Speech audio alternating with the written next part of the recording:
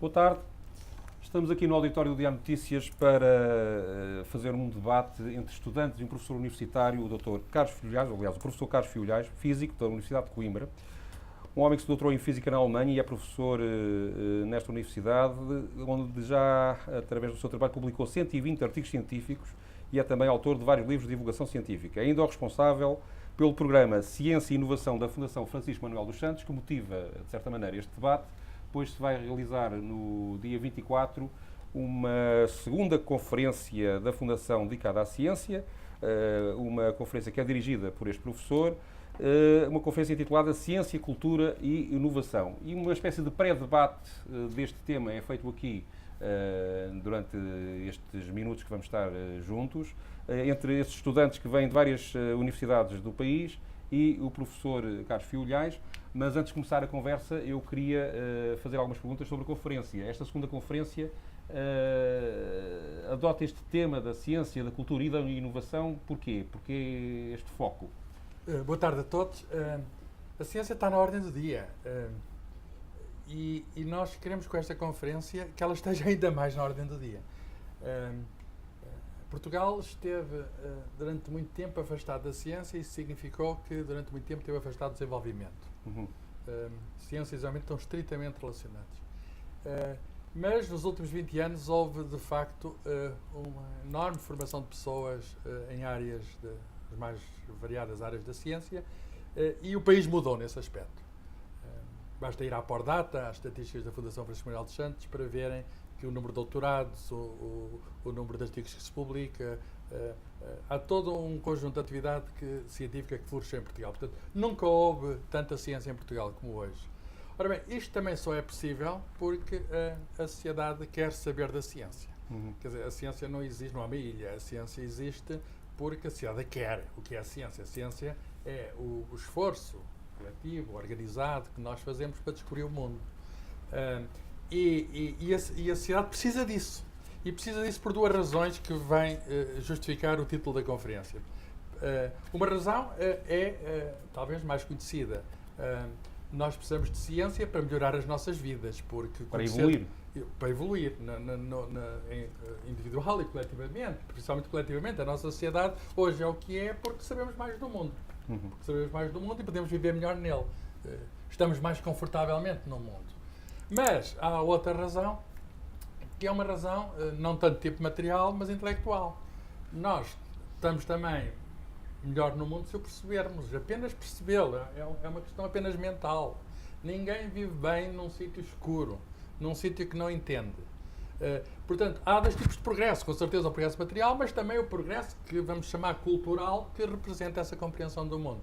E nós a esta conferência chamamos ciência, cultura e inovação. Pomos até primeiro para reforçar esta componente de satisfação interior que proporciona a cada um de nós e a todos a descoberta científica. E depois a inovação. Mais isso, mas eu ainda tinha uma pergunta para fazer antes de passar para quem tem direito a debater e a fazer perguntas, que não sou eu. Eu sou meramente o moderador.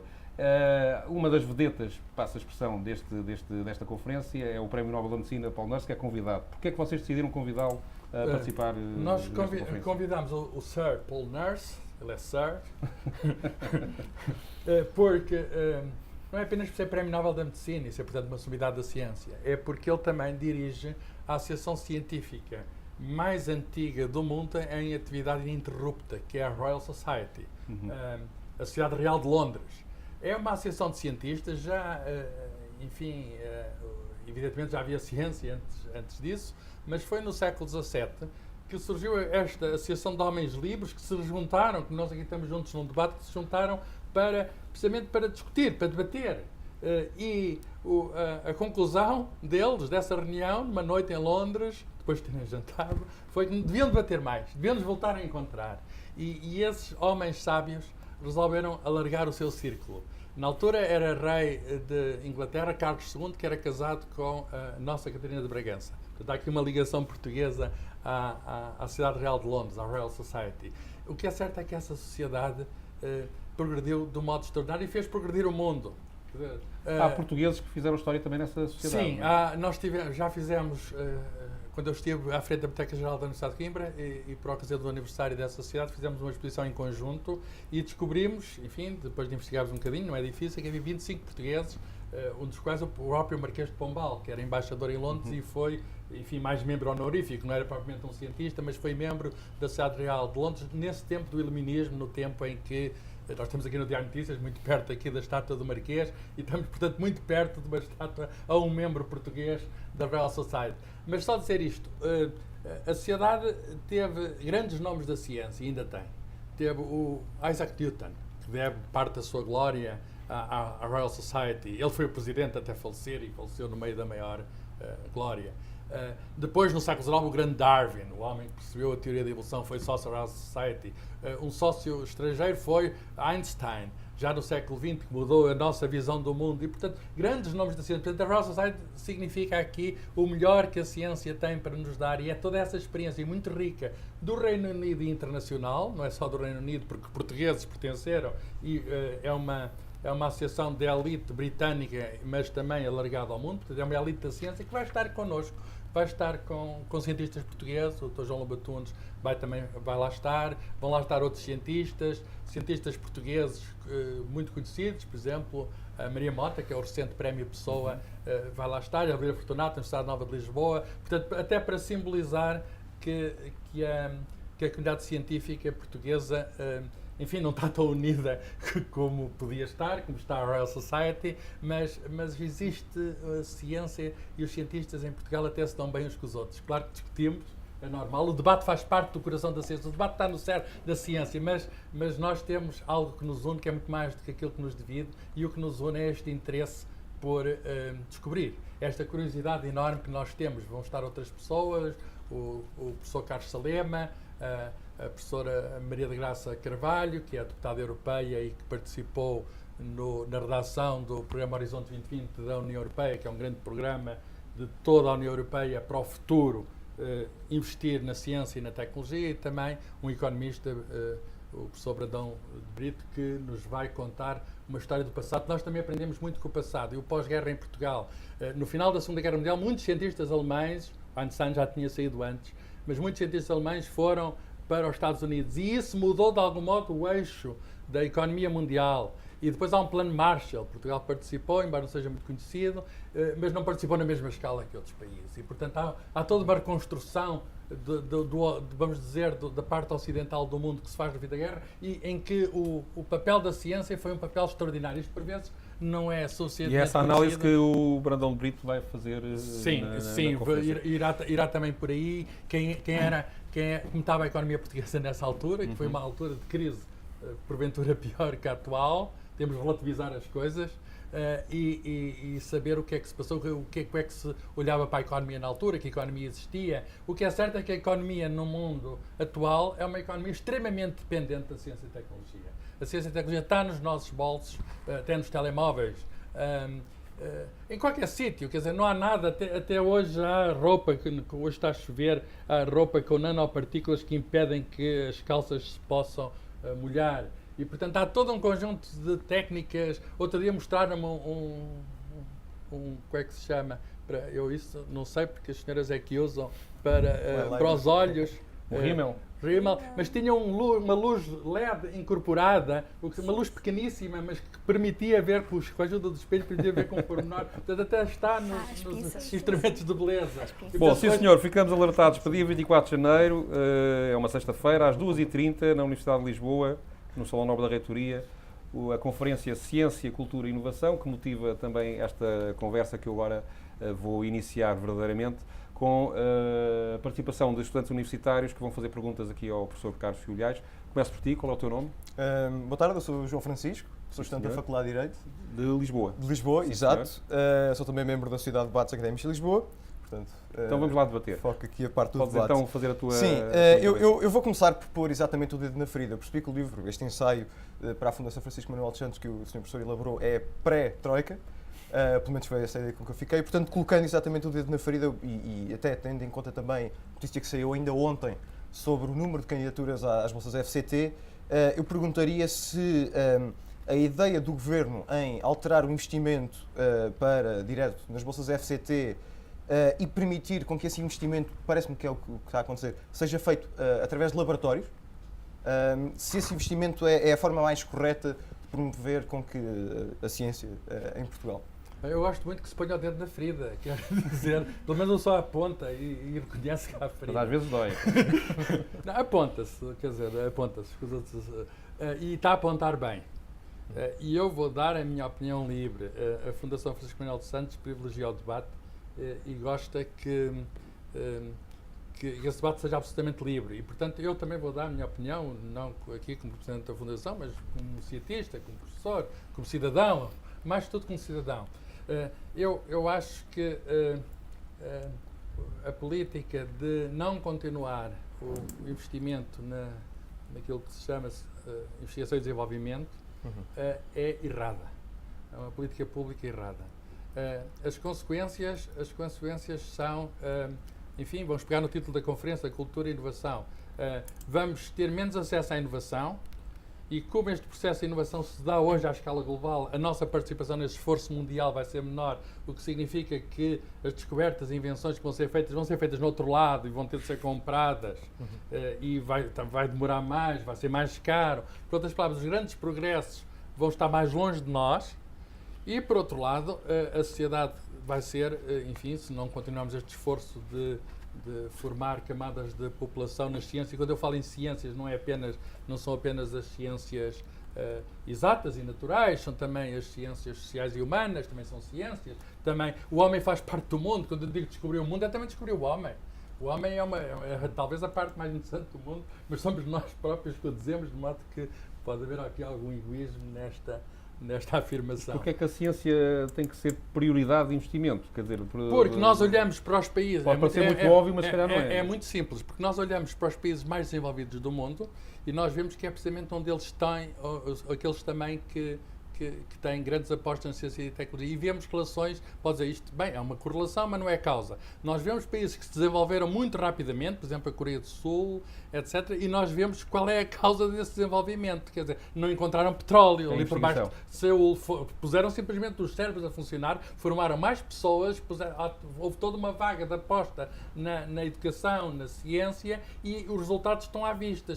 Por outras palavras, até na China, hoje fala-se, e é verdade, do descobrimento da economia para o Oriente. Eu estava a dar o exemplo da Coreia, mas posso dar o exemplo de um colosso muito maior que é a China. Qual é a grande aposta da China? Eles estão a formar centenas de milhares, mas milhões de engenheiros.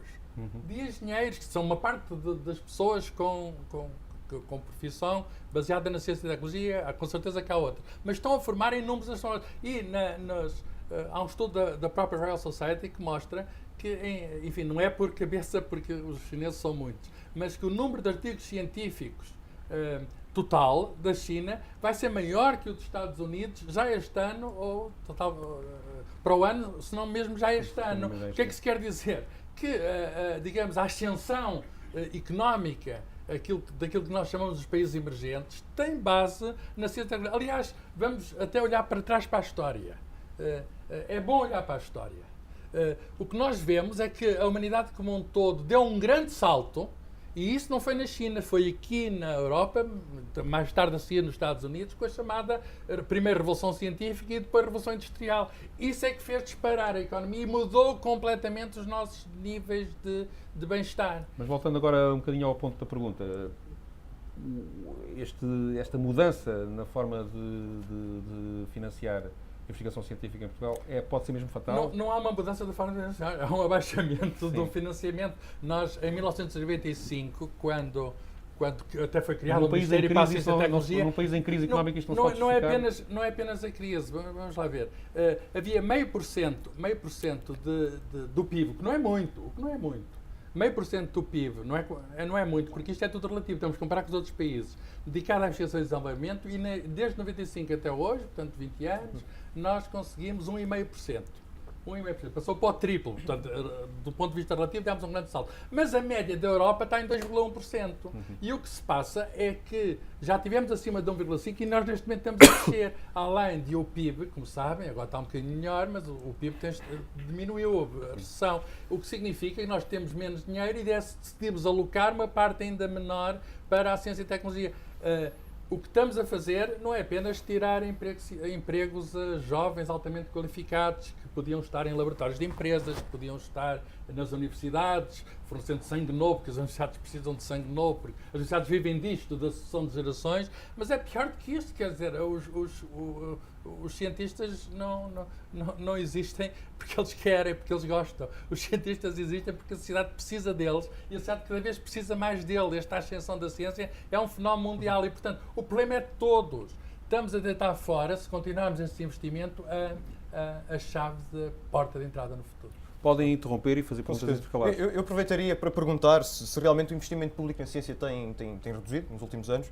Que formas é que existem para promover o investimento privado na ciência? Pareceu-me que o investimento privado em ciência em Portugal é muito mais baixo da média europeia do que o investimento público. Sim. Portanto, será que isto é uma questão de mais longo prazo, de permitir com que haja mais educação, principalmente no básico e no secundário? Está a colocar o dedo noutra ferida. Okay. Muito bem. Do bolo que atribuímos à investigação, não estou apenas a falar de investimento público. Quando eu estou a falar de 1,5%, estou a falar de público e privado.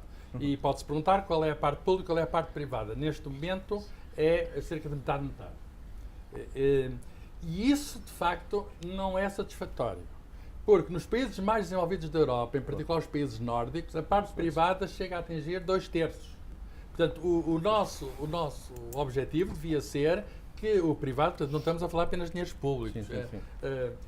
O que o nosso objetivo, por outras palavras, há público para a ciência, há compradores de ciência e não é apenas uma missão do público, os privados também a fazem porque dá lucro. A investigação tem-se adequado às necessidades das empresas? Pois a questão é essa.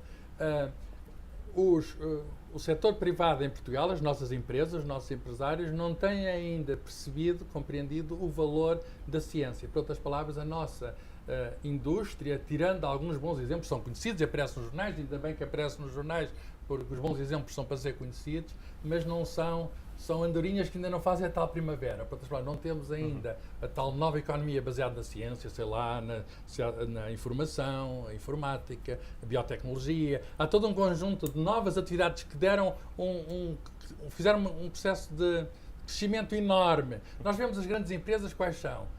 Com marcas conhecidas, com lucros fantásticos, a Apple, a Google, da informática. Outras na biologia, grandes farmacêuticas, etc. A base do trabalho que eles fazem é a ciência. E nós não temos ainda. Eu sei que há bons exemplos em Portugal. Há empresas de tecnologia de informação como a Critical Software. Há um ninho de biotecnologia em Cantanhede, o Biocante. São exemplos que são bons e merecem ser mais bem conhecidos enfim, estou apenas a dar exemplos que eu conheço melhor, podia dar outros, mas digamos, a nossa economia não é uma economia ainda suficientemente apoiada na ciência. Portanto, o valor da ciência, qual era a maneira de inverter isso? A maneira de inverter isso era já esquemas e pode passar por políticas públicas, até de questão dos impostos das empresas, políticas públicas que permitam e premiem a integração de jovens altamente qualificados dentro das empresas privadas. Portanto, parece-me que o passo que falta dar é exatamente esse salto é um dos passos, dos investigadores que saem das universidades e começam a criar emprego. Não é? Calma. É um dos passos que falta dar. Com certeza que a parte pública não pode dizer que o problema não é dele. E, portanto, a maior parte das nossas universidades, as nossas melhores universidades, estou a falar em geral, são públicas. O que é que significa? Com certeza que a política pública pode ser feita para incentivar, digamos, a participação privada no esforço de criação e desenvolvimento científico, mas também não pode deixar de fora as universidades. E as universidades e também as escolas politécnicas, os estudos politécnicos, neste momento estão a sofrer cortes por cima de cortes. O que significa que não estão a poder fazer contratações, não está a entrar os tais termos novos que precisamos. Não é apenas a questão das empresas, é também a questão das escolas superiores que, enfim, os reitores queixam-se, os diretores de politécnicos queixam-se e têm, no essencial, razão. Já chegámos àquela altura em que foi tirando as gorduras, mas já está, digamos, na carne e está a chegar ao osso. E, portanto, algumas universidades até já chegaram, em períodos, enfim, que não é lativos, até a fechar. Quer dizer, o problema é que vocês estão na universidade e sabem isto. Na cidade de Braga, suponho que aconteceu isso, em Coimbra aconteceu isso, e não é uma decisão agradável para um reitor ter de fechar, porque não pode pagar a luz, não pode, coisas básicas. E, portanto, é o setor privado onde nós temos, de facto, onde temos de dar um salto, e há o setor público. Agora, falou em empreendedorismo. O empreendedorismo é, digamos, uma mola da economia moderna e é preciso, digamos, desenvolver isso entre nós. Enfim... É que me parece, em alguns casos, que existem alguns indicadores que são paradoxais. Por exemplo, a exportação de bens de alta tecnologia ainda consegue ser elevada, tendo em conta a média europeia. Penso que é isso que acontece. No entanto, o número de patentes registado é muito baixo. Sim. Isto é sequer explicável? Mas eu diria, o número de patentes registradas por Portugal é de facto muito baixo e isso tem sido crónico. Aí nem sequer tem havido uma grande evolução. Mal se vê a evolução e, portanto, o registro de propriedade intelectual é algo que nós temos de dar especial atenção porque não há progresso. Por outro lado, com certeza que há a exportação de bens e serviços, chamada balança tecnológica, significa a diferença entre aquilo que vendemos e aquilo que compramos, não digo em produtos, mas em serviços, em marcas, em patentes, em serviços, já começa a equilibrar. Portanto, há empresas de engenharia em Portugal, por exemplo, que fazem serviços para o mundo. Há empresas até de biologia, de biotec, que fazem serviços para o mundo. Começa a equilibrar, mas eu diria... enfim, com certeza sou otimista, aplaudo tudo isso, mas eu não estaria assim tão contente com as exportações high-tech portuguesas. Quer dizer, não é nada comparável com outros países e, sei lá, países até da Europa, de Dinamarca, mais pequenos que nós. A Irlanda também, não é? Ou Irlanda. Portanto, eu não estaria assim tão contente, com certeza. Há motivos para haver alguma esperança. Temos de acarinhar as boas iniciativas que as há, mas também eu iria dizer, sobre o empreendedorismo, também não podemos obrigar qualquer jovem a dizer que o senhor tem de ser empreendedor. Quer dizer, ser empreendedor é algo que devemos encorajar, mas não obrigar. E, portanto, eu próprio também sou empreendedor, também com outras pessoas, colegas e amigos, criámos uma empresa. Mas isso não quer dizer que toda a gente se sinta obrigada a estar no desemprego a criar uma empresa, por outras palavras. Isto não é, digamos, um salve-se quem puder. O senhor cria uma empresa ou morra. Nos sítios que nós devemos olhar, nos sítios para a Europa, com certeza que há empreendedorismo, com certeza que há competição, mas com certeza também que há apostas na universidade e que há políticas públicas que permitem, através da arma que temos, que é os impostos, de facilitar a contratação, em particular a contratação de jovens. Queria já agora chamar a atenção para o livro do Dr. Carlos Filhais, do professor Carlos Filhais, chamado A Ciência em Portugal. É uma edição também da Fundação Francisco Manuel dos Santos e que motivou esta pergunta e grande parte das perguntas que seguem. Eu ia passar à segunda intervenção. O teu nome, por favor, e a universidade onde vens? O meu nome é Alessandro Azevedo e eu venho também da Faculdade de Direito da Universidade de Lisboa. E tomava a liberdade de mudar aqui um bocadinho o ponto da discussão, também para um tema que está no ensaio muito explorado e que me interessa particularmente, que tem que ver com a relação entre a ciência e a educação, mais numa lógica de ensino básico e secundário. Há muitos dados posteriores ao ensaio que o Sr. Professor publicou. Tem 2 anos o ensaio. Sim, eu sei. E o Sr. Professor tem uma análise crítica relativamente à linha política que era seguida na altura, tinha uma expectativa também um bocadinho negativa e hoje já temos mais 2 PISA que vieram contrariar um bocadinho a visão crítica que o Sr. Professor tinha na altura, porque Portugal de facto teve bons resultados nos 2 últimos estudos da OCDE. Por um lado temos este elemento positivo atualmente, por outro houve quase que um afastamento face à linha política que era seguida na altura e que permitiu estes resultados em alguns aspectos, como o Programa de Intervenção para a Matemática e o E-Escola, no geral o Plano Tecnológico para a Educação. Portanto, a questão seria como é que o Sr. Professor olha para estes 2 aspectos, para estes 2 polos. Por um lado, os dados positivos confirmaram que talvez houvesse aspectos muito positivos na orientação política que era seguida e uma alteração mais recente. E qual é que será o impacto destes 2 polos no futuro da ciência em Portugal? Sim, senhor. Uma preocupação que está aqui no meu livro é a preocupação pela educação científica. Com certeza não há ciência se não houver ciência na escola. Portanto, a ciência começa na escola, aliás, pode começar logo no jardim de escola, é a minha opinião, e tenho feito por isso, para levar a ciência o mais possível à escola. Eu próprio, enfim, colaboro em livros que estão nas escolas e que até alguns, ciência a brincar, que estão no jardim de escolas. E faço livros de divulgação. Portanto, a ciência deve ser para todos, e deve começar através da escolarização. E eu, com certeza, neste livro, e se fosse hoje, voltava a escrever, com certeza, muitas das coisas que nesta altura escrevi, sou muito crítico em relação ao tipo de educação científica que a escola produziu. E esse tipo de mudança não se dá em 2, 3 anos e não se mede apenas por um PISA.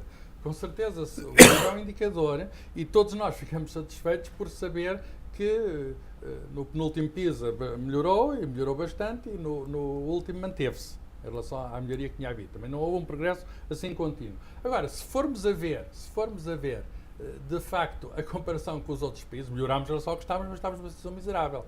Que de algum modo justifica só as para minhas ajudar um críticas. bocadinho à pergunta, os números do PISA, de qualquer maneira, contrariam alguns dos mitos mediáticos, digamos assim, que têm sido, por exemplo, na história da matemática, que os portugueses não sabem matemática, afinal parece que os nossos valores a esse nível não são tão maus como isso. Eu não extrapolava a partir de um... Ou seja, se calhar nem tanto ao mar nem tanto à terra. Exatamente, mas, eu não extrapolava a dizer com certeza que temos problemas de alfabetização científica e mais, melhorámos em relação à situação que eu repito, miserável que estávamos. Era fácil melhorar. Ainda bem que melhorámos. Mas eu não ficaria satisfeito com isso, eu quero melhorar agora é mais. preciso mudar o nível de exigência. Por outras palavras, em ciências, por exemplo, literacia científica, que é uma das provas do PISA, a matemática, a língua materna e ciências. Em ciências estamos bastante abaixo da média da OCDE. Alguém pode estar contente com isso? Se estou a falar de educação científica, vejam de facto qual é o lugar que Portugal lá está ainda depois da subida. Ainda está abaixo da média da OCDE. E, portanto, a gente contenta-se com qualquer coisa abaixo da média. Quer dizer, eu não. E nestes 2 anos... Eu acho que isto não é uma questão de ser demasiado exigente. Mas nestes 2 anos após o livro, sente que há progresso ou não? Ora bem, é muito difícil discutir isto por uma razão muito simples. Eu vou dizer qual é. E podemos e devemos debater. Mas eu acho que há muita retórica à volta da pequena política, da política diária. Nós só podemos ver estes progressos aqui por 2 anos, ou nestes 2 anos. Não podemos ver agora. Nós temos de medir com mais algum distanciamento e em particular uma mudança. Uma pessoa, quanto tempo uma mudança demora tempo, demora uma geração. Quer dizer, quanto tempo é que uma pessoa está na escola? Eu comecei aos 6 anos e saí aos 26 com o doutoramento, 20 anos. E vocês acham que 2, 3 anos de uma política qualquer que seja, não estou a classificar, pode ter alguma influência em alguma coisa? Não pode. E, portanto, eu vejo muita discussão que é meramente ideológica. Ocupa o espaço político, querem marcar pontinhos à base disto e daquilo. E o que me custa a ver é não haver mais união de vários setores da sociedade portuguesa, em vez de discutirem a pequena política, que eu é que consegui, que eu é que o PISA é meu. Não, o PISA é teu. Em vez de ver essa pequena política discutir para essas 2 crianças saber quem é que fica com o PISA, mas eu gostaria de ver mais união à volta do que falta fazer. Porque é isso como cidadão também me confrange, quer dizer, então a pessoa andou um bocadinho. Agora vamos discutir se andámos e porque é que andámos e qual é que... Não, vamos ver se nos pomos de acordo sobre andar mais. Fixemos outras metas e tentamos em conjunto, com certeza que há divergências entre as pessoas. A coisa mais salutar, a política é isso. A política é uma pessoa discutir o futuro. Mas o que eu vejo é que eu estou a discutir o passado, não estou a discutir o futuro. E isso, de facto, não é a melhor maneira de entrar no futuro. Mas face aos novos dados, a expectativa que está no ensaio mantém-se? O essencial mantém-se. A nossa escola pode e deve ser muito melhor. A nossa escola pode, e vocês estão na escola e vamos lá ver. Com certeza que conhecem, enfim, não sei se estão bem como eu, mas conhecem bem a realidade à vossa volta. Vocês sabem que entrou muito mais gente pelo sistema escolar, a todos os níveis, isso é bom, mas vocês também sabem que há abandono escolar. Isso continua uma chaga nacional, o abandono escolar. No secundário, a quantidade de jovens, por exemplo, vocês sabem que no 12º ano este ano, formaram cerca de 100 mil jovens no país, metade, ou cerca de menos de metade, 40%, vão para a Universidade de Ensino Superior e os outros, porque não interessa agora razões, mas em parte económicas, ficam ali com 18 anos, sem qualquer formação adicional. Quando o país, a qualificação geral dos portugueses é muito inferior, estamos até no fundo da escala europeia e nós estamos a desperdiçar jovens que podiam estar a fazer cursos superiores, outros tipos. Quem é que pode estar contente com isto? E, portanto, eu coloco a tónica na insatisfação. Quer dizer, criticam-me por estar insatisfeito. Eu vou arranjar mais motivos para a minha insatisfação. Quer dizer, eu Eu, por muito, isto é como qualquer, mesmo que o atleta ganhe os jogos todos, mesmo que o atleta ganhe os jogos todos, ainda bem que ganhamos um outro jogo, não é ganhar, mas pelo menos não perder por muitos, foi isso que aconteceu. Não havemos de querer fazer mais e de querer fazer melhor, e é isso sobre o qual podíamos estar mais unidos e sobre o qual podia haver mais algum consenso, que eu infelizmente não vejo. Mas então, apresentar-te. Boa teu tarde, nome. sou a Amélie Fernandes, sou da Universidade do Minho, venho da Faculdade de Direito também. E a minha pergunta ia um bocadinho na linha agora do Alessandro, que é, por um lado, concordamos que no último século e nas últimas décadas tem havido um aumento da produção científica em Portugal, como aumento de doutoramentos, aumento de produção científica e de artigos. Mas, por outro lado, lá está, temos alguns problemas ainda, por exemplo, no ensino mais básico, no ensino secundário, relativamente à matemática e à física, onde os resultados nos exames nacionais são muito abaixo da média, onde há uma falta de interesse por esse campo, de facto, há uma falta de interesse por esse campo, que é a ciência. Como é que conseguimos conciliar as duas coisas, Sim. a longo prazo, por exemplo? Sim. Vamos então olhar para o nosso ensino da física e também da matemática. A física eu conheço melhor. O que é a física? Bem, está aqui o meu livro. Se eu deixar cair o livro, ele vai mesmo cair. Há aqui uma lei da física. Esta até, curiosamente, é uma das primeiras leis da física. O Galileu descreveu aquilo que se chama a queda dos graves e até arranjou uma descrição matemática da queda. A física começou por questões como esta, como é que caem os corpos. O Aristóteles sobre isto já se tinha pronunciado, mas o que Aristóteles disse não foi contrariado por aquilo que o Galileu disse, porque ele tinha, enfim, viu com mais cuidado e conseguiu, que foi um grande progresso na ciência, matematizar. Isto tudo começa por deixar cair as coisas, quer dizer, fazer a experiência. E eu pergunto, nos nossos jardins-escolas, antes de entrar até na escola, e felizmente um dos grandes saltos da escola portuguesa foi o alargamento do jardim de escola. Eu, por exemplo, não andei, porque não era comum no tempo em que eu comecei. Eu entrei na escola aos 6 anos, já disse, não entrei antes. Mas fazem-se experiências, seja de quedas de corpos, seja das balões, subida de corpos, de mergulhar corpos em água, as coisas mais variadas, coisas que se podem fazer na ciência com ímãs, que é muito curioso isso, fazem experiências, não fazem. Portanto, o gosto pela ciência, que é o gosto de experimentar, de pegar, de agarrar, etc., não se desenvolve desde a mais tenra idade. Conclusão, quando as pessoas depois entram na escola e depois a certa altura há um percurso de maior formalização, lá precisam da tal matemática que o Galileu lá meteu, não percebem a relação daquilo com o mundo, não andaram a brincar com o mundo, têm alguma atitude de estranheza para com o mundo e com certeza não há uma relação tu-cá-tu-lá, digamos, com as coisas. E não havendo essa relação de tu-cá-tu-lá com as coisas, depois a ciência parece algo distante. Estão a falar de quê? A queda do grave é um desenho. Está aqui no livro, está aqui um esquema. Estou a falar de esquemas. Quer dizer, quando as coisas caem mesmo. Deixem aqui qualquer coisa. O que é que nós precisamos? Quer dizer, precisamos que a ciência entre mais cedo e entre mais. Por exemplo, a Fundação Francisco Manuel Santos está a fazer um estudo sobre a ciência nos jardins de escola. Também é algo quantitativo, queremos saber. Claro que há boas experiências, podem haver mais. Porquê é que não se faz mais? Eu vou dizer porque é que não se faz mais.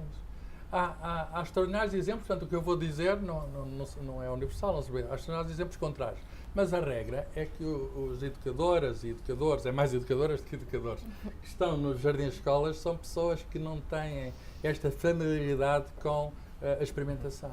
Quer dizer, a ciência sempre foi para eles... É um problema também da formação dos próprios educadores. Exatamente, é uma formação dos educadores, dos professores em geral e dos professores a seguir do primeiro ciclo.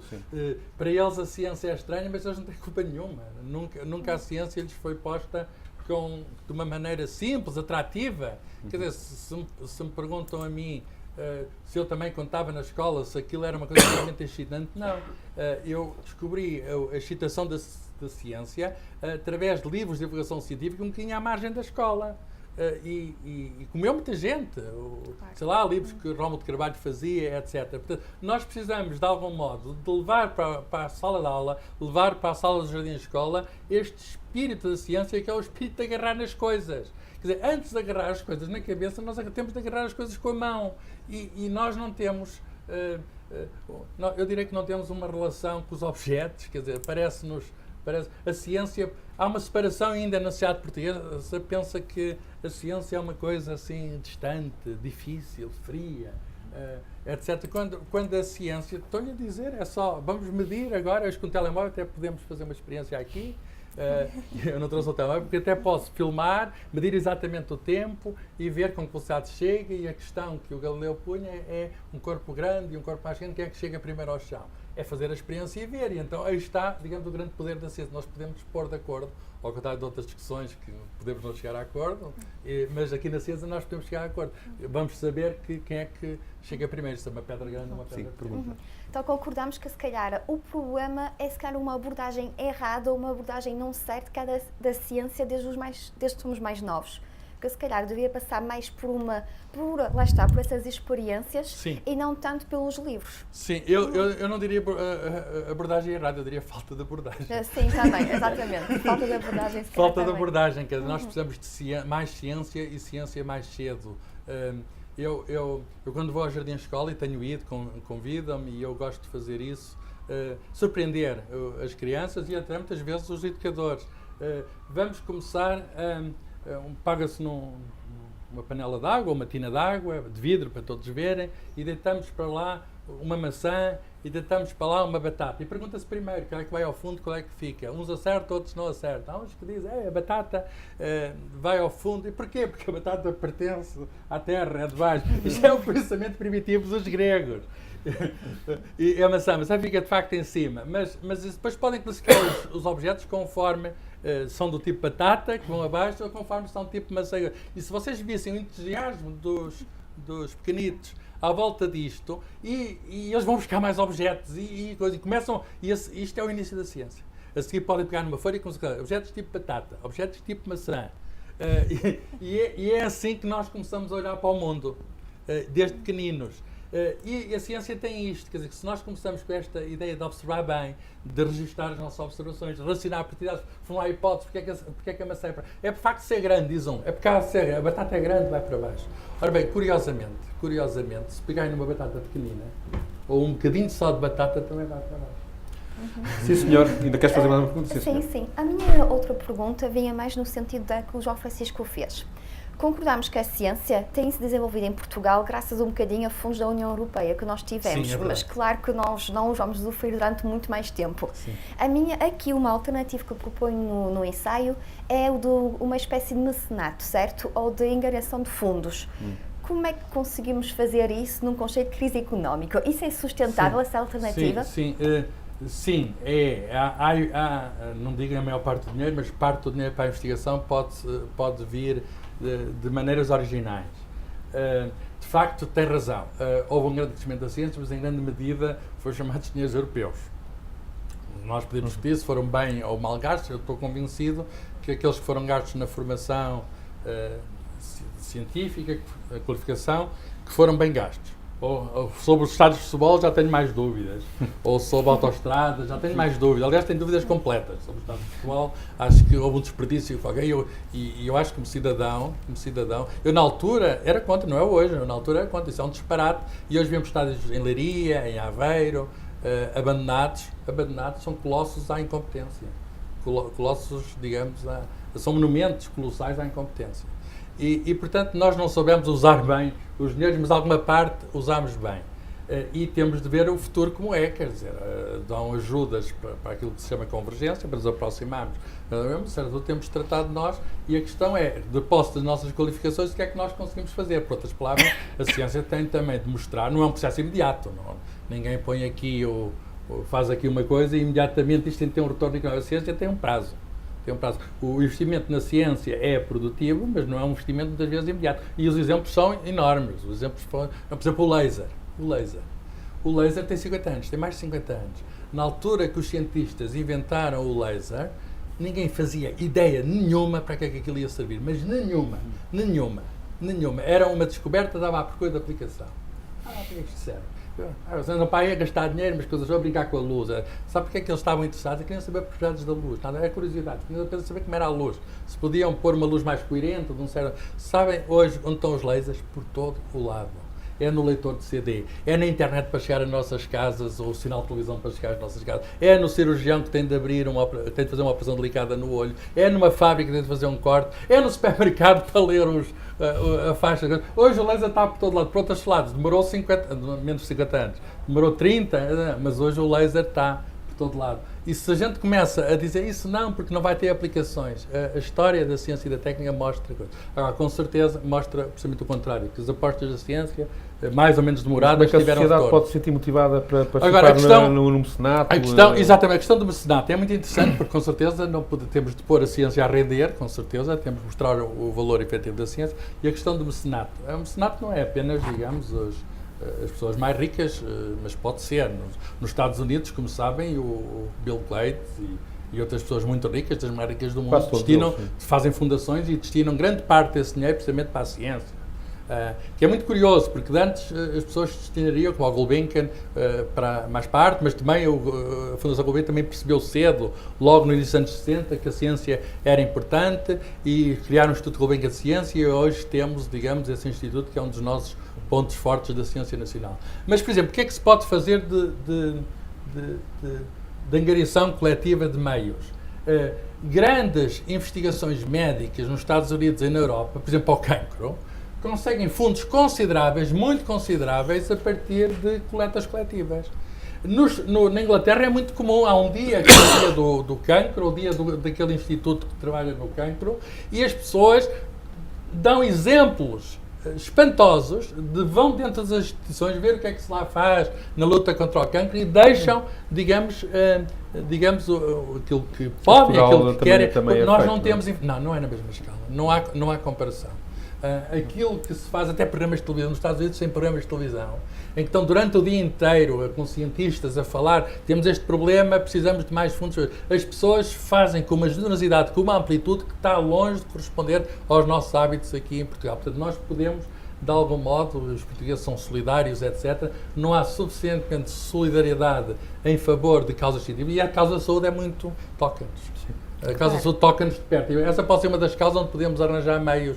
E há muitos portugueses a trabalhar em projetos de saúde, projetos de biomedicina. Porque é que não onde arranjar da população? Se cada um der um bocadinho, nós podemos, isto faz-se no mundo. Este exemplo... Será uma questão de muito longo prazo, porque a cultura norte-americana, e não tanto, mas também a britânica de mecenato, é qualquer coisa de fantástico. Cá em Portugal, as elites... muito poucas, provavelmente terão andado sequer na universidade. Não é? Sim. Existem grandes empresas que são dirigidas por pessoas que não têm preparação académica, portanto, se calhar não sentem essa necessidade de completa virar razão. para a universidade. Dou-lhe completa razão. Há uma questão de mentalidade relativamente ao mecenato, e até outro dia vi um estudo da Universidade Católica que eu fiquei preocupado, estava há 2 dias no jornal, mas hoje há um artigo no Diário de Notícias sobre isso, do Guilherme Valente, e é muito engraçado, está no Jornal de hoje. É muito engraçado, o artigo tinha aparecido na concorrência, mas é discutido hoje no Diário de Notícias. É muito engraçado, diz que um estudo que mostra que as pessoas com mais níveis de escolaridade, que de algum modo há certos valores de justiça, de solidariedade que não mostram. Deixam cair. Que deixam cair. Isso preocupa-me. E eu pergunto, a escola está a cumprir a sua missão? Há razões para estar assim tão contente com a escola? Que uma pessoa tem níveis, patamares superiores e não percebe esta coisa, enfim, que é uma coisa que é óbvia, que é funcionamos em sociedade e que só em sociedade podemos progredir e que a sociedade progride tanto melhor quanto mais coesa for, quer dizer, a Europa mostra claramente isso. A Europa arranjou um modelo em que, com certeza, apesar de haver competição, apesar de haver economia livre, etc., há mecanismos de solidariedade, podemos discutir também dos mecanismos, mas criaram-se o chamado Estado Social Europeu, mecanismos de solidariedade que permitem que a sociedade não crie clivagens, que a sociedade, digamos, partes significativas da sociedade, os mais desprotegidos, os mais pobres, que não saiam para níveis intoleráveis de civilização. Vamos passar para esse lado. Posso-te apresentar o teu nome? O meu nome é Eduardo Carrasquinho, sou aluno do Instituto Superior de Ciências Sociais e Políticas e eu queria pegar na resposta que o professor deu à primeira questão, em que falou da Coreia do Sul, que depois da guerra um ponto forte em que apostou foi na tecnologia e na educação. E na educação, e que o professor até tinha dito que não tinha encontrado petróleo. Exato. Não tinha encontrado nada e mesmo assim conseguiram desenvolver-se em termos científicos e foi o grande pilar para o seu desenvolvimento. A minha grande questão era se, no futuro próximo, em Portugal, se acha que a ciência pode chegar a ter essa importância no nosso país. Mesmo sendo um país pequeno e pertencendo a uma comunidade que é a União Europeia, se acha que vamos conseguir competir, de certa forma, em alguns parâmetros, com outros países, quer da nossa comunidade e quer de outros sítios do mundo. Os exemplos de alguns países do Extremo Oriente são exemplos para os quais devemos olhar com atenção. Claro que a cultura eu sei que é muito diferente no Oriente, mas devemos olhar para a educação porque mostram um ponto muito claro, é que é possível deixar de ser pobre e passar a ser rico. E é possível fazer isso rapidamente. Por exemplo, falou da Coreia, mas depois da guerra o Japão passou de uma sociedade que era muito pouco desenvolvida para uma sociedade extremamente desenvolvida. Tem estagnado nos últimos tempos a economia japonesa, mas deu um salto extraordinário para a guerra. Há um milagre japonês. Portanto, é possível deixar de ser pobre e passar a ser rico.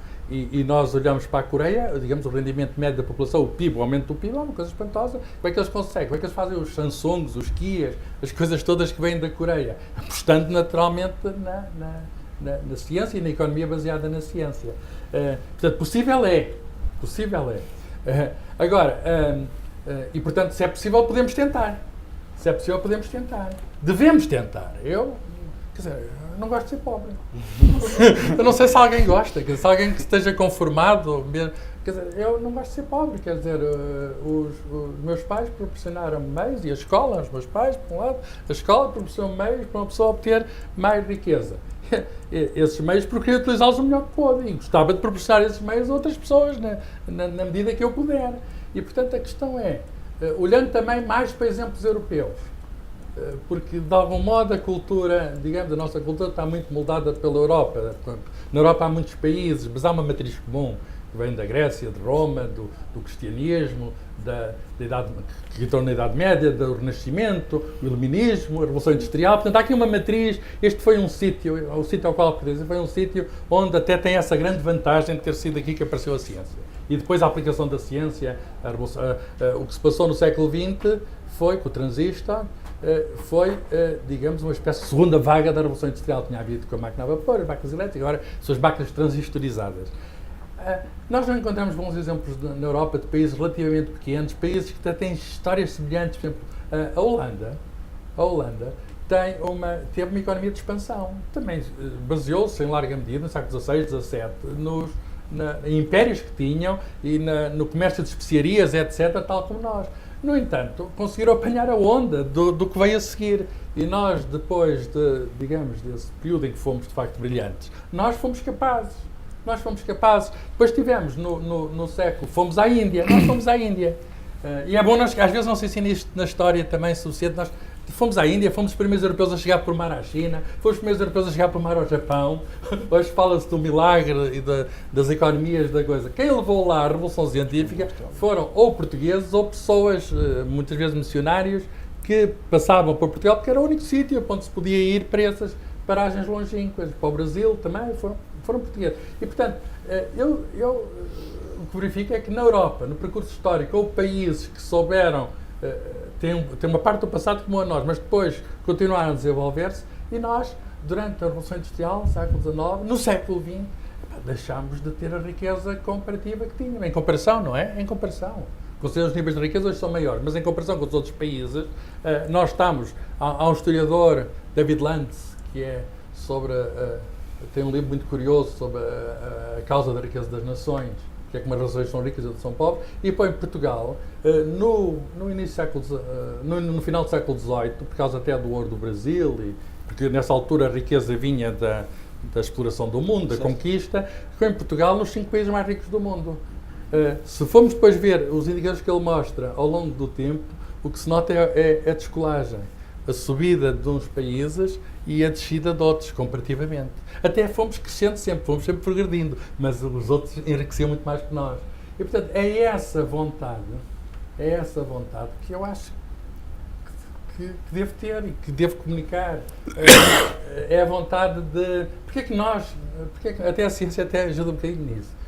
Porque é que a ciência, para compreender, porque é que, digamos, os portugueses vão a sítios, eu estudei na Alemanha, lá fora fazem coisas fantásticas, etc. Porquê é que aqui na sua terra não podem também fazer coisas fantásticas? Porquê é que o cérebro português tem alguma coisa diferente? Não, a genética diz-nos que não há diferença nenhuma, quer dizer, fundamental desse ponto de vista, não temos nenhum problema genético.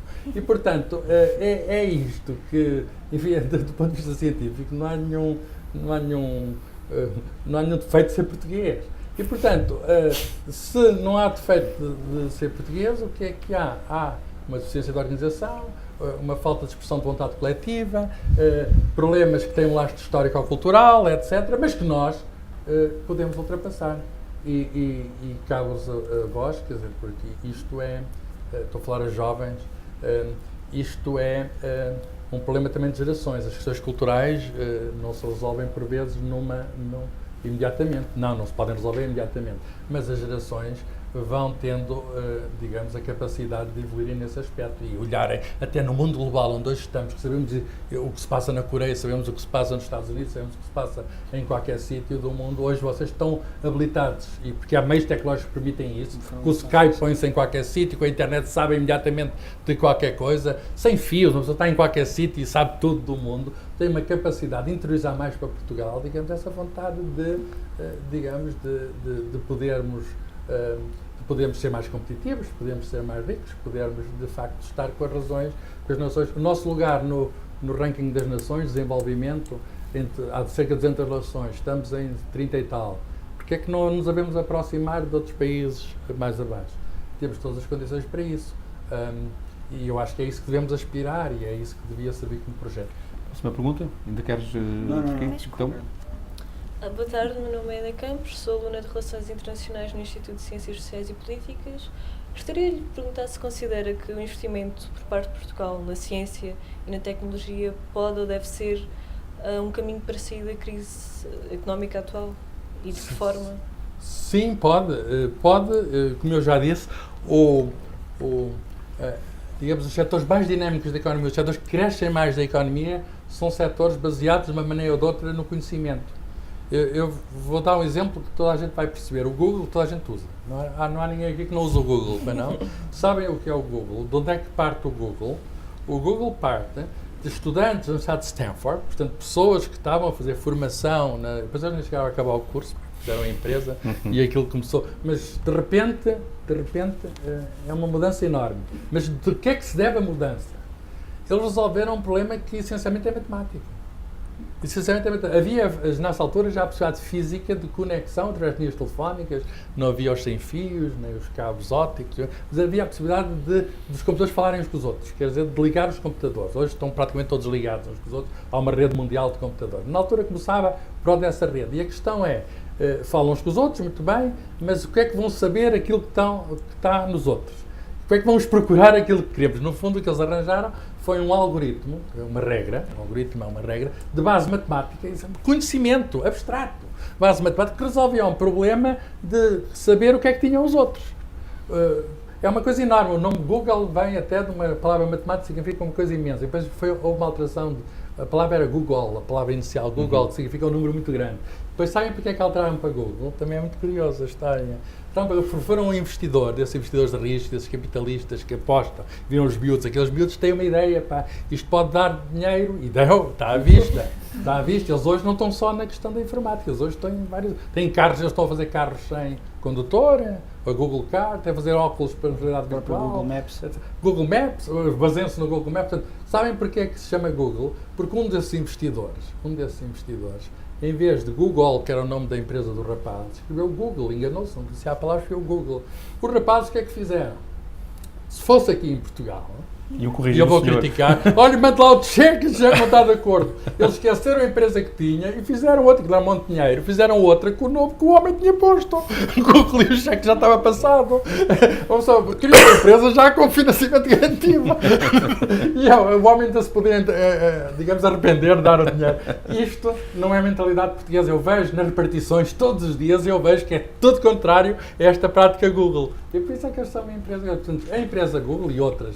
E há empresas em Portugal, umas pequenas, umas até já cresceram, que são deste tipo, arranjar conhecimento, arranjar know-how, pessoas capazes, é preciso resolver aquele problema, que é um problema matemático, eles têm, enfim, não vou agora explicar, mas não é uma coisa muito complicada.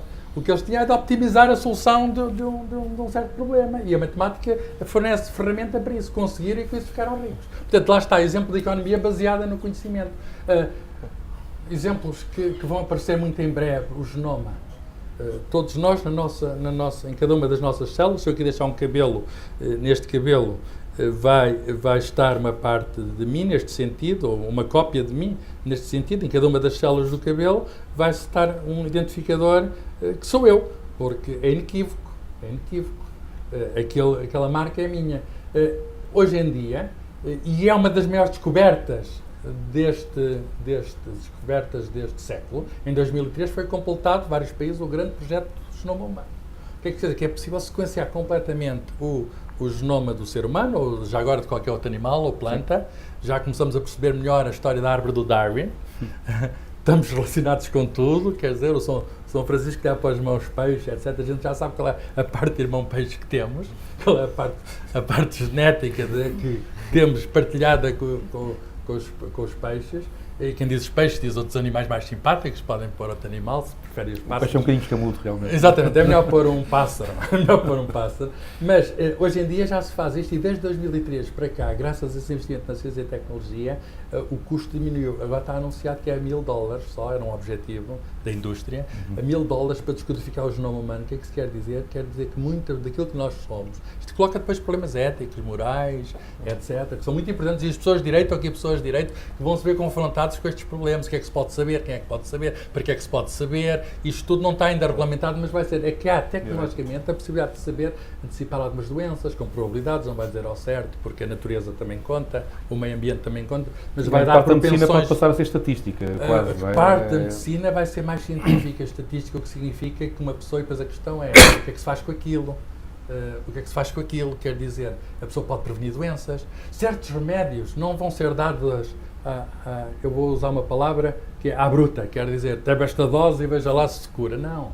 Conforme a constituição genética da pessoa, vai dar mais ou menos uma dose, ou vai dar um medicamento ligeiramente diferente. Chama-se isto medicina personalizada. Isto vai ser o futuro. Isto está a ser feito neste momento. Eu não posso imaginar o que vai acontecer daqui por 20 anos, como vocês não podiam imaginar, nenhum de nós, eu não podia imaginar, há 20 anos o que íamos ter hoje. O que íamos ter hoje? Já repararam? Ter no bolso, digamos, a televisão no bolso? Ou ter... Vocês podiam imaginar que... houve uma altura em que andámos com pens. Não é? Hoje em dia não são precisos pens para nada, manda-se para a nuvem, usa-se Dropbox ou qualquer coisa desse género. É outra empresa que apareceu, arranjou uma maneira de... Quer dizer, são empresas baseadas no conhecimento. Porquê é que não havemos... Não é uma coisa portuguesa, mas porquê é que não podemos participar neste esforço, que é global, que é o esforço feito através do cérebro, das nossas capacidades, o esforço de resolver problemas, o esforço de descobrir, depois de aplicar em nosso benefício essa descoberta. Por vezes é um desafio, o problema da energia, por exemplo, é um grande desafio. Hoje em dia há investigação enorme para conseguirmos prescindir do petróleo, porque sabemos que o petróleo daqui por 100 anos ou 200 anos é discutível quando mas tem um fim. E a questão das energias alternativas, há um esforço imenso a ser feito, mas são problemas que nós estamos a resolver neste momento, que não têm resposta imediata, mas que se deixarmos de esta aposta na ciência e na tecnologia, então é que não resolvemos. Então, quando se acabar o petróleo, vamos lá ser otimistas, daqui por 200 anos, acaba-se o petróleo e vamos viver de quê? Já reparou? Vamos passar à outra pergunta. Muito boa tarde, o meu nome é Lara Lourenço e venho do ISCS, que é o Instituto Superior de Ciências Sociais e Políticas, e sou estudante de Relações Internacionais. E queria lhe perguntar se não acha que este pensamento a falta de interesse da ciência não está demasiado enraizada em Portugal, o sistema não está demasiado corrupto para que Portugal possa realmente brilhar, ou seja, em termos científicos. Bem, usei uma palavra, corrupto, que de facto eu até posso subscrever, quer dizer, há fumos intensos de corrupção. E nisso a ciência, claro que a ciência, enfim, eu estou aqui a fazer a elogia da ciência, a ciência é feita por homens e mulheres, claro, quando digo homens, seres humanos, e tem as fragilidades que tem o ser humano, e com certeza que também há corrupção na ciência, e com certeza que também há falsificação na ciência, e que também há tentativa de engano, fraudes na ciência, com certeza que há, e há até exemplos, mas há uma diferença, é que na ciência a fraude, a corrupção é muito mais prontamente castigada.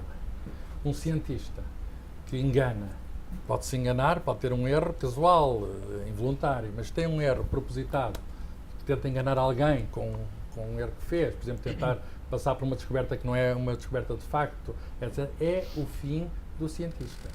É o fim do artista, quer dizer, aquele artista fez aquela habilidade, fez aquele truque e acabaram-se os truques. Ele vai para um outro sítio qualquer, mas na ciência ele é imediatamente posto de lado, e há exemplos, não são muitos por causa que o sistema funciona muito bem. E, portanto, há uma parte da ciência que é esta questão de recusar a fraude, de eliminar imediatamente quem tenta enganar alguém, que eu acho que pode ser levada, mutatis mutandis, para outros setores da sociedade. quer dizer que é mais fácil até enganar, eu sei, noutros setores. Mas na ciência nós temos um juiz, que é a natureza, em princípio, que decide que isto é assim ou não é assim. Para ser, como alguém diz, tem de haver alguém que confirme. E, portanto, este espírito crítico e esta validação que nós encontramos na ciência, no processo de o método científico, mais que os conhecimentos da ciência, a maneira de chegar ao conhecimento é algo que pode ajudar a nossa vida todos os dias. Eu, por exemplo, quando leio o jornal, estamos num sítio do jornal, ao contrário, se calhar, não sei, não sei como é que são os outros leitores, não vou fazer juízos, mas não vou. Mas eu olho para as notícias, para os títulos, e eu, em geral, pergunto, pode não ser assim. E eu já tenho às vezes falado com outras pessoas, dizem, não, está aqui no jornal porque não, esse é o último dos argumentos. Porque, por exemplo, eu vi na internet, ainda pior, digo eu, ainda pior, na internet você pode lá pôr qualquer coisa e eu também, então pomos às vezes qualquer coisa no Google e aquilo passa publicidade ao Google, não tenho nenhum interesse. Podemos falar do Bing. Do Bing também. Põe qualquer coisa no Ninguém Bing, usa, não é? põe qualquer coisa no Bing, qualquer coisa. E o que é engraçado, o que vai aparecer,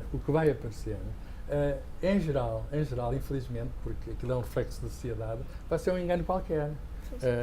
Vai lá para qualquer coisa o Afonso Henriques e apanha qualquer coisa o Afonso Henriques que não tem nada a ver com aquilo que era. Por outras palavras, está lá alguma coisa certa sobre o Afonso Henriques, mas não é a primeira coisa que lá encontra.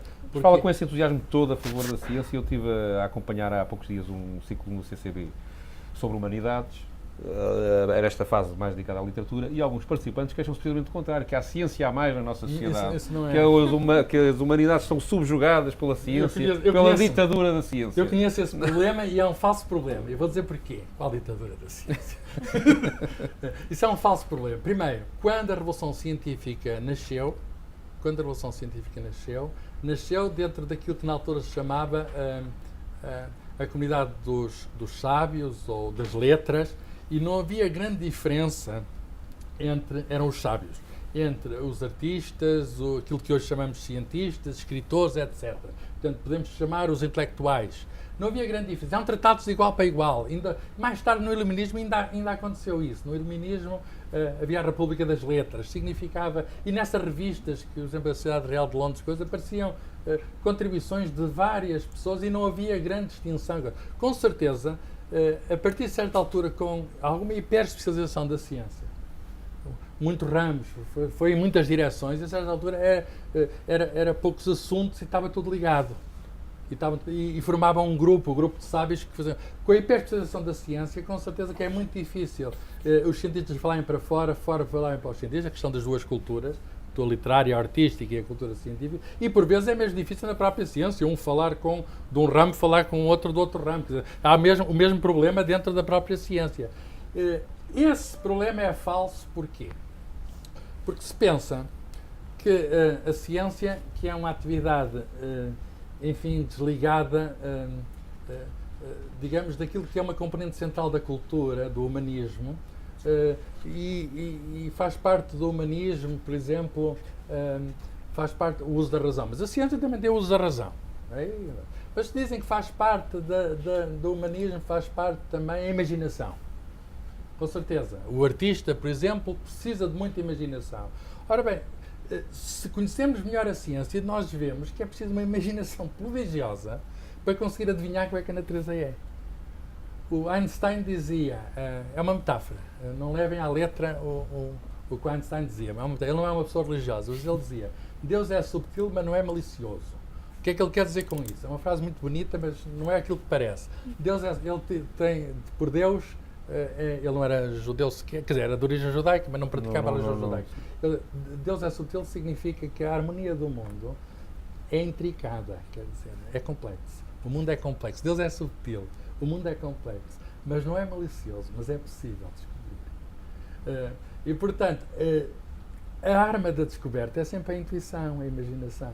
O Darwin teve uma ideia. O Darwin teve uma ideia antes dos outros, ou quase ao mesmo tempo que o outro, o Russell Wallace. Teve uma ideia. Para ter essa ideia foi preciso ter visto muito, mas depois teve que ter um golpe de asa. Se calhar o mesmo gesto interior que leva um artista a pintar certo quadro, ou que leva um grande compositor, como Mozart ou Beethoven, a escrever uma peça. E, portanto, há elementos que são próprios do homem, que são marca do humanismo, também estão na ciência. E, portanto, Mas a ciência não tem alguma, ou pelo menos uma parte dos cientistas, não tem alguma responsabilidade em alguma descrença na própria ciência. Eu vou dar um exemplo concreto. Lembro quando era miúdo, nos anos 70, li montes de artigos que diziam que o petróleo acabava em 2010 ou em 2020, e eu li isto há mais de 100 anos, que as mudanças climáticas iam ser de tal maneira brutais que hoje já estaríamos sem país praticamente, que estava todo invadido pela água. Sim. E é evidente que há uma evolução nas alterações climáticas e ou seja, a linha geral do pensamento está certa, mas depois as datas que nos são dadas, os prazos, tudo isso faz com que os cientistas percam credibilidade. Vamos lá ver, E, ou seja, não há da parte do cientista uma certa... modéstia, devia haver mais modéstia. Exatamente. Aceito a crítica. Faz parte da modéstia científica também absorver a anterior não era tão justa como esta. Esta aceito. De facto, na altura do digamos, da Revolução Científica, na altura de Galileu, houve um filósofo, Francis Bacon, que disse saber é poder. E de facto é verdade, saber é poder. E às vezes, de posse deste saber, sentimos por vezes, as pessoas sentimos, uso o plural que é para me incluir na crítica, demasiado poderosos.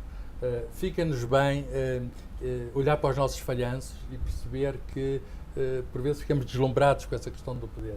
Por exemplo, o poder de adivinhar, o poder de fazer previsões, que é um poder muito útil. Hoje uma pessoa sabe quando vai ser um eclipse, sabe ao certo, uma posição fantástica. Mas já não conseguimos adivinhar, por exemplo, quando é que vem um grande meteorito cair sobre uma parte da Rússia. Isso não conseguimos adivinhar. Pode ser que um dia consigamos, não conseguimos adivinhar terremotos. Pode ser que um dia consigamos, não está proibido.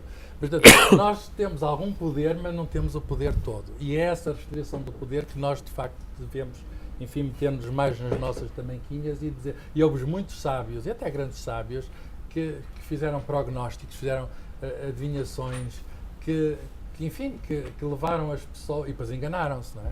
E que levaram as pessoas a dizer falharam. No essencial, enfim, e concordará comigo, no essencial até não falharam. Portanto, não houve, as alterações climáticas não mudaram. O que houve foi o nosso conhecimento maior e que vai progredir das alterações climáticas. E, portanto, e outros setores, sobre o petróleo. Sobre o petróleo até há outra coisa. Com a evolução da tecnologia, nós conseguimos extrair petróleo de sítios inimagináveis. O petróleo que estava escondido em bolhas dentro dos xistos, etc. E nem se sabia que existia aquele petróleo e que se pode tirar daquela maneira. Portanto, a própria tecnologia vem ao auxílio, ainda bem, porque andamos de carro, e o carro gasta gasóleo, gasolina, desse ponto de vista, ainda bem. Mas adivinhar, saber o que é o futuro. Mas dá outro exemplo, a quantidade de estudos farmacêuticos que dizem uma coisa e o seu contrário, por exemplo. Isso é outra coisa. Tudo isso é outra coisa. Não confunda a ciência com a publicidade. Os benefícios do café ou do álcool, ou os malefícios do azeite, já ganhámos tudo, não é? Quando eu era miúdo não se podia comer ovos, depois passou-se a ser obrigatório comer ovos todos os dias. Exato. Há a ciência e há aquilo que se faz passar por ciência para vender. E, portanto, nós vemos... Como é que os cientistas se defendem disso? Nós vemos os cientistas a discutirem uns com os outros. Por vezes não se defendem bem. Há um problema, por vezes, de credibilidade. Por vezes não se defendem bem. Olha, deviam eliminar mais rapidamente esses processos, que por vezes são de corrupção. Com certeza que há grandes empresas a investir na ciência e querem os resultados à partida. Isso não é honestidade. Isso não é um processo honesto. E, portanto, como é que nos defendemos? Os melhores cientistas defendem-se. Nem todos se conseguem defender. Mas, por exemplo, eu só peço para isto, vejam isto, se aparecer alguém de bata branca na televisão recomendar um detergente, porque em geral é engano, que não tem nada a ver, pá, há umas bolas mágicas, não sei o quê, e portanto as pessoas usam, mas isso parece que desvaloriza a ciência, mas vejam bem, estão a ir buscar a ciência em busca de credibilidade. Com certeza, como aquilo não é credível, vão manchar a ciência. Mas a intenção deles era reconhecer o enorme valor e a enorme capacidade da ciência. Agora, com certeza, vão prejudicar-se a eles. Se calhar não imediatamente, que as vendas até sobem, mas a longo prazo ninguém engana ninguém toda a vida. Há de haver alguém que diz. Mas, de facto... Agora, outra coisa que às vezes descredibiliza a ciência é ver os cientistas todos a discutir. Isto faz bem, aquilo faz mal. Sim. A discussão científica faz parte do processo. E se não houver discussão, não há ciência. Portanto, para apurar... Hoje em dia tem uma divulgação pública que se calhar Exatamente. Não tinha, não é? Exatamente. Os cientistas acabam por não conseguir lidar muito bem com essa publicidade. Com essa mediatização. Com essa mediatização. Com certeza, hoje, numa sociedade global, a pessoa diz que descobriu não sei o quê. Até eles, muitos cientistas têm interesse nisso, para já financiamentos, divulgam logo. Às vezes não está confirmado e já estão a divulgar. E já estão a pôr na primeira linha dos Se jornais. existem duas E teorias que estão em um oposição, os proponentes de uma vão tentar forçar a sua teoria. E depois os média têm esta coisa, quer dizer, o que é novo naturalmente é apetecível, os jornais e a imprensa em geral, rádio, televisão, vivem de novidades, e depois se aparece alguém a dizer que não é, também se vive um bocadinho deste contencioso, diz aos prós e aos contras. Ora bem, isto na ciência, com certeza que a discussão é possível, para usar, digamos, um dito popular, é a discussão que nasce à luz. Mas podemos ter a certeza, quer dizer, pode demorar, os processos são complicados, os processos biomédicos são muito complicados, sim, claro. Mas vai-se saber, com certeza, isso vai-se apurar, e há coisas que hoje sabemos e que há 20 anos não sabíamos, e há coisas que hoje não sabemos, e daqui a 20 anos vamos saber. Não quer dizer que se vá saber tudo, isso não é uma garantia. A ciência não devia falar de verdade, a ciência devia falar mais do erro. O que é que significa? Nós vamos, a ciência, vamos uma definição simples, é uma maneira de ir eliminando os erros, de ir errando cada vez menos. E nesse processo, digamos, com certeza que o erro será algo sempre ligado ao homem. Mas se nós tentarmos fazer um esforço coletivo de errar menos, a ciência aí pode dar algum contributo, espero eu. Sim, senhor, então vamos tentar ir eliminando erros ao longo da nossa vida, aproveitando aquilo que a ciência nos dá. Queria chamar a atenção que no Quociente de Inteligência, o suplemento de cultura do Diário de Notícias, não deste sábado, mas do outro, iremos publicar um artigo de 6 páginas do Prémio Nobel da Medicina, Paul Nurse, onde ele escreve sobre o tema que vai analisar na conferência da Fundação Francisco Manuel dos Santos, que decorre no dia 24. E queria agradecer a todos terem participado deste debate, gostei muito. Foi um prazer estar convosco. E ao professor Carlos Filhais, até à próxima, uma boa tarde. Sempre. Obrigado.